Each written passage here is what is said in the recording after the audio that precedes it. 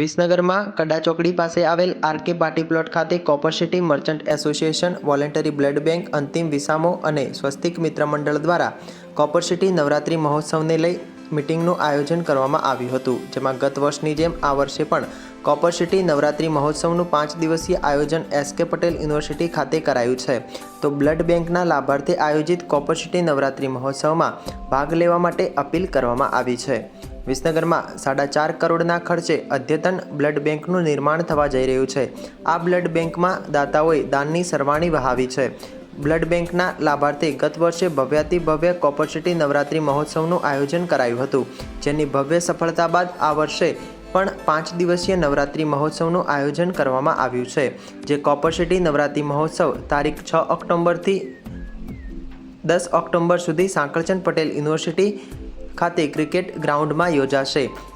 Blood બેંકના લાભાર્થે આયોજિત નવરાત્રિ મહોત્સવની તૈયારીઓના ભાગરૂપે કડા ચોકડી પાસે આવેલ આરકે પાર્ટી પ્લોટ ખાતે copper city merchant association, voluntary blood bank, અંતિમ વિસામો, સાર્વજનિક સ્મશાન ગૃહ અને સ્વસ્તિક મિત્ર મંડળના તમામ પ્રમુખ, મંત્રી સહિત હોદ્દેદારોની ઉપસ્થિતિમાં મિટિંગ મળી હતી.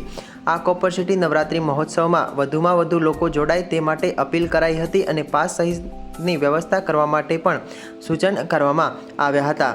આ પ્રસંગે બ્લડ બેંકમાં દાન આપનાર દાતાઓનું પણ સન્માન કરાયું હતું, તેમજ નિસ્વાર્થપણે સાર્વજનિક સ્મશાન ગૃહમાં ડ્રાઈવર તરીકે બજાવતા અજયભાઈ પટેલ તેમજ બ્લડ બેંકમાં ફરજ બજાવતા ભોગીભાઈ નું પણ સન્માન કરાયું હતું, જેમાં તમામ દાતાઓનો ખૂબ ખૂબ આભાર વ્યક્ત કર્યો હતો.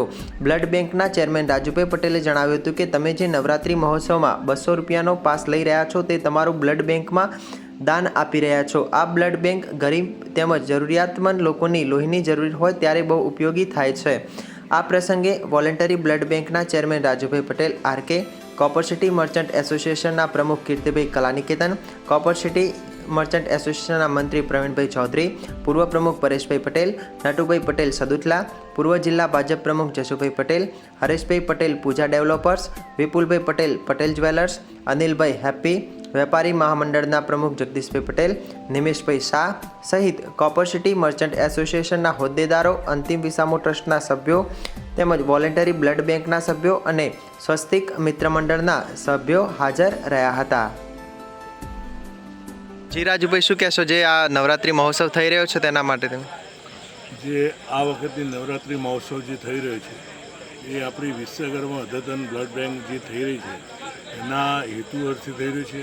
અને વિસનગરની પ્રજાને મારે તો ખાસ નમ્ર વિનંતી છે કે તમે 200 રૂપિયાનો પાસ છે, તમે તમારું દાન આપી રહ્યા છો આ બ્લડ બેંકને.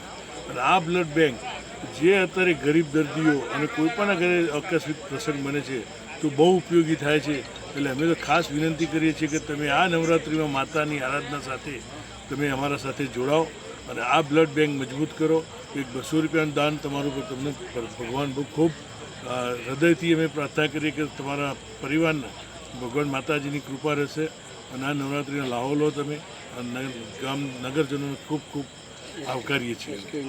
અને સ્થળ છે આપણું 5 દિવસ નવરાત્રિનું SK university copper city Navratri મહોત્સવ. જી કીર્તિભાઈ, આજે જે મિટિંગ મળી કયા અનુસંધાને મળી અને શું કહેશો એના વિશે? આજની મિટિંગ કોપર સિટી મર્ચન્ટ એસોસિએશનના 80 જેટલા વિવિધ એસોસિએશનના પ્રમુખશ્રી, મંત્રીશ્રીઓ અને કારોબારી સભ્યો, સ્વસ્તિક મિત્ર મંડળના મિત્રો અને અંતિમ વિસામો ટ્રસ્ટ તથા બ્લડ બેંકના ટ્રસ્ટી મંડળની સંયુક્ત એક મિટિંગ હતી.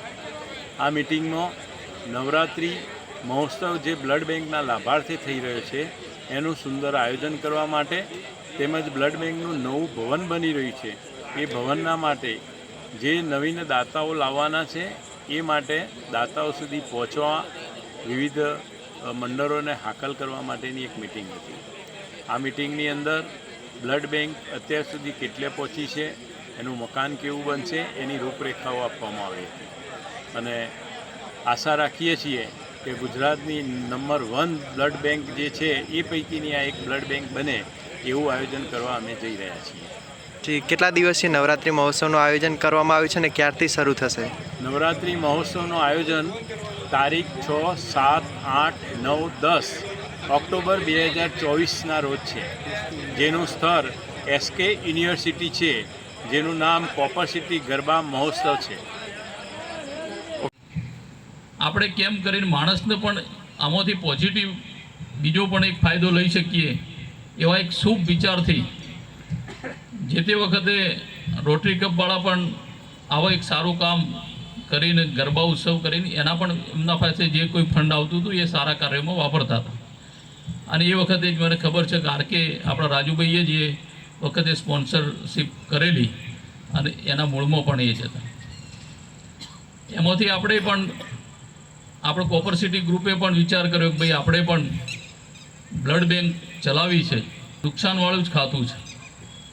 ગાડી લાવીએ ડીઝલ રોજ 1000 રૂપિયાનું જુએ એવી સ્થિતિ જ છે એમાં. તો એના માટે થઈને પણ આપણે આ બ્લડ બેંકમાં આપ સૌના ભરોસાથી ને આપ સૌના વિશ્વાસથી ગઈ વખતે આપણે ગરબાનું આયોજન કર્યું માને શક્તિની આરાધનાનું. અને એમાં આપણા બધાના આશ્ચર્ય વચ્ચે આપણે ખૂબ સારી મોટી રકમ એ બ્લડ બેંકને આપ સૌના થકી આપણે આપી શક્યા. અને આપણી બ્લડ બેંક ખૂબ મજબૂત આર્થિક રીતે પણ કરી. એમાંય પાછો વિચાર આવ્યો કે ભાઈ હજુ પણ આપણે આમાં થોડું ઊંડા ઉતરવું છે, હજુ પણ આપણી સેવાઓ વિસ્તારવી છે. હાલ જે બ્લડ બેંક મારફતે સેવાઓ થાય છે એની અંદર પણ આપણે કરવું છે. તો રાજુભાઈને કીર્તિભાઈને બધી ટીમ આપણી બ્લડ બેંકવાળી જે રીતે થતું જોતા હોય એનાથી વધુ રીતે લોકોને વધુ ફાયદો થાય અને વધુ વ્યવસ્થા વિસનગરમાં ઊભી થાય. કારણ કે આ વિસનગર એ તાંબાની નગરી, વર્ષો પુરાણી શિક્ષિત નગરી કહેવાતી, જેને કારણે સમગ્ર ગુજરાતમાં એક શિક્ષિત નગરી રીતે આપણે બહાર નામ તો હતું જ, પણ છેલ્લા વર્ષોમાં એનો જે વિકાસ અન્ય શહેરોના કૂદકે ને ભૂસકે જે વિકાસ થયો છે એ વિકાસ મારી નજરોમાં વિસનગરમાં એનો અભાવ છે. અને અભાવને પૂરી કરવા માટે આપ સૌ પોતાની રીતે પોતાના ખીચામાંથી પૈસા કાઢીને આ વિસનગરની એક સારી એવી વ્યવસ્થાઓમાં આપ લોકો